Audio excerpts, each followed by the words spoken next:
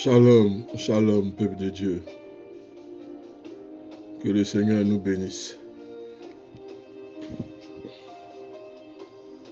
Comme je disais hier, ayons pour la sœur Rosine des intentions de prière. Et la sœur Rosine se trouve au CHU dans un coma suite à un AVC. Et nous devons prier aussi pour son fils qui injustement a été incarcéré. Au moins, elle est dans une situation dans laquelle personne n'aimerait se retrouver. Mais nous devons prier afin que le Seigneur se manifeste. Le thème que je veux voir avec vous ce matin, la vision de victoire. En principe, tout chrétien, rempli de la puissance du Saint-Esprit, doit faire des rêves de Joseph, des rêves de victoire, où il se voit dominateur non dominé, où il se voit élevé, il se voit à la tête non à la queue. Il est appelé à contempler la gloire de Dieu. Nous devons avoir des rêves et des visions de victoire. Alléluia. Nous entendons, selon sa promesse, de nouveaux cieux, une nouvelle terre, où la justice habitera. 2 Pierre 3, le verset 13. C'est une promesse qui va s'accomplir et qui s'accomplira. La parole de Dieu est une parole de vérité, de justice et de paix. Est une parole qui s'accomplit. Nous attendons, selon sa promesse, de nouveaux cieux et une nouvelle terre, où la justice habitera. 2 Pierre 3, le verset 13. Ron Red dénomme la vision de Zacharie comme des visions de victoire. Pourquoi? Parce qu'elle nous parle d'un jour futur où le mal sera anéanti de la création et que la justice et la paix régneront partout. Il est mieux aujourd'hui de se coller à la vision de Zacharie. Parce que quand nous constatons le dehors dans le monde, nous n'entendons que des guerres, des bruits de guerre, des fabrications de missiles balistiques à longue portée. Le monde tremble, le monde est dans le froid. Parce qu'il y a des manifestations, comme a dit le livre de Matthieu 24, où nous entendrons des bruits de guerre, des bottes de guerre, mais ça ne sera pas encore la fin. Ça ne sera que des prémices de la souffrance. Alors nous devons rester attachés à la parole de Dieu. Saisir le manteau de Jésus de Nazareth. Marcher selon ce qu'il nous dit de faire. Parce que nous ne sommes plus loin. Nous sommes, j'allais dire, à portée même de la fin de ce monde.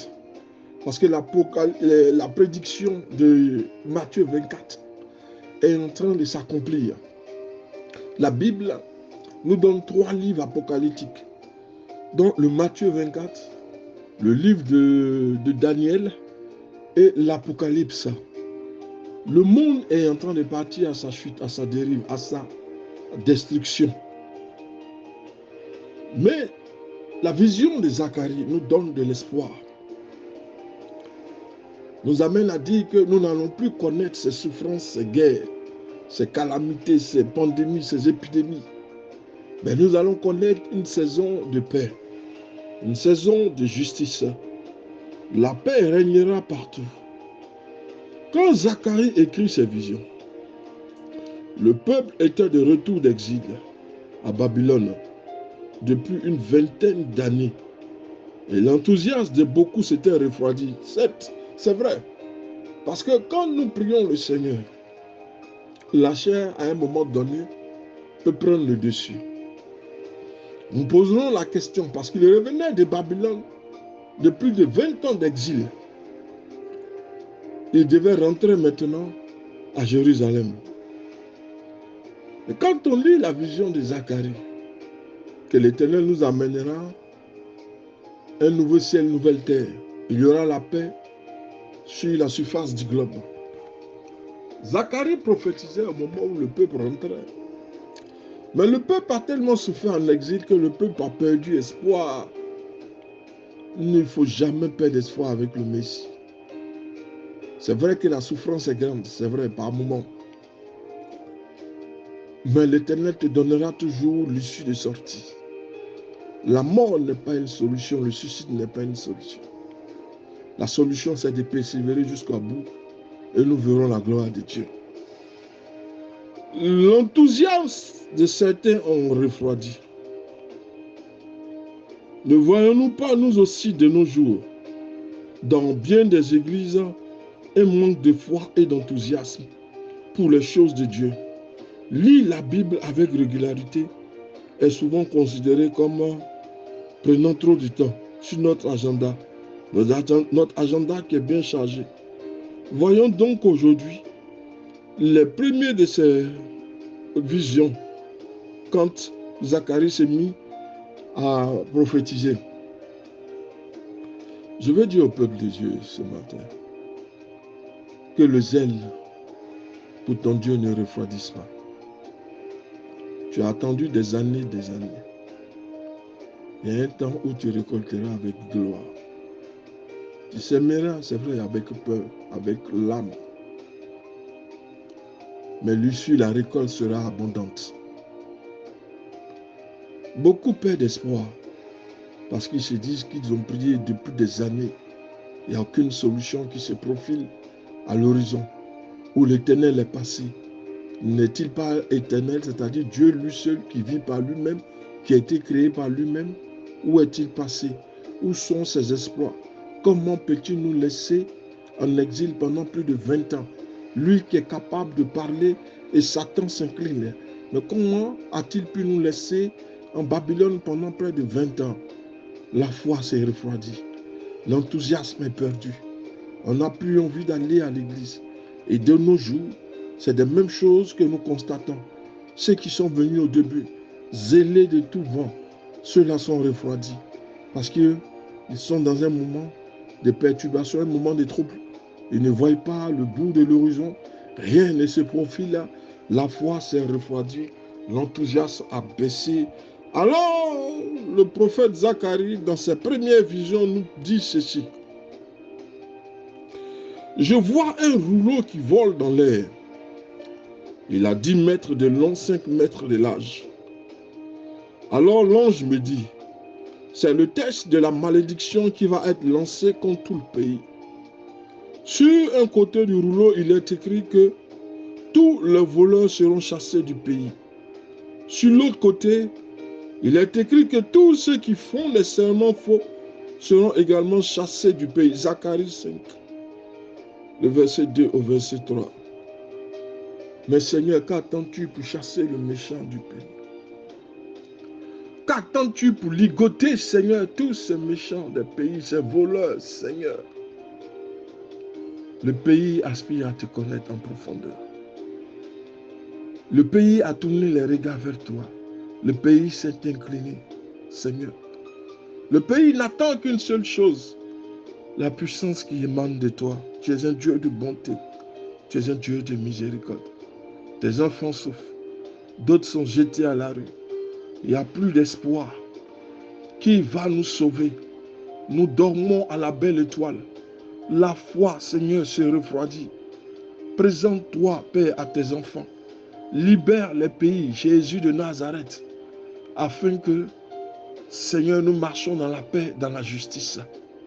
Tu as dit par la prophétie, la vision du prophète Zacharie. Il est écrit que tous les voleurs seront chassés du pays. Et sur l'autre côté, il est écrit que tous ceux qui font des serments faux seront également chassés du pays. Zacharie 5, le verset 2 à 3. Ce rouleau représente la parole de Dieu. La parole de Dieu qui entre dans les maisons des pécheurs pour les détruire. Les portes fermées n'empêcheront pas le jugement divin de tomber ceux-ci qui pratiquent le mal, en particulier les voleurs et les menteurs. Cette vision, comme les autres dans le livre de Zacharie, avait pour but de renforcer, de réconforter, de renforcer, de réconforter le peuple de Dieu, sachant que Dieu n'ignore pas le mal et qu'un jour, l'Éternel interviendra et l'Éternel détruira le péché parce que le bien et le mal ne peuvent coexister. L'Éternel sait et l'Éternel interviendra. Le mal a recouvert le pays. La dévastation, les maladies, Seigneur. Ton peuple est dans l'agonie, dans la souffrance. Seigneur, toi qui vois tout ce qui se passe et tu connais ce qui arrive. Seigneur, mets-toi à l'œuvre. Essuie les larmes de tes enfants. Fasse en sorte, Seigneur, qu'il y a bon vivre dans ce pays. Tu sais qui sont les voleurs, qui sont ceux qui font de faux serments. L'Éternel règle les comptes à chacun. N'as-tu pas dit toi-même que la bataille t'appartient? Tu es le Dieu qui n'a jamais connu de défaite. L'Éternel, tu n'ignores pas le mal, et qu'un jour, tu interviendras et tu détruiras le péché. Dieu est le même aujourd'hui. Il déteste le péché. Il jugera les pécheurs à la fin des temps. Il a toujours le plein contrôle de ce monde et de l'histoire. Mais nous n'avons besoin de lui donner la première place dans nos décisions, dans nos actions. Dieu doit siéger aux premières places dans ta vie. Il doit prendre les premières places. À lui, toute la gloire. L'Éternel prend la première place. Il fera de tes besoins sa priorité. Nous devons lui donner la place dans nos décisions, nos actions, si nous voulons voir un réveil parmi nous. Dieu doit siéger parmi nous. Le péché doit être banni et proscrit. Nous devons donner une dévotion pleine et entière à l'Éternel. Que Dieu vous bénisse. Le pasteur Samuel.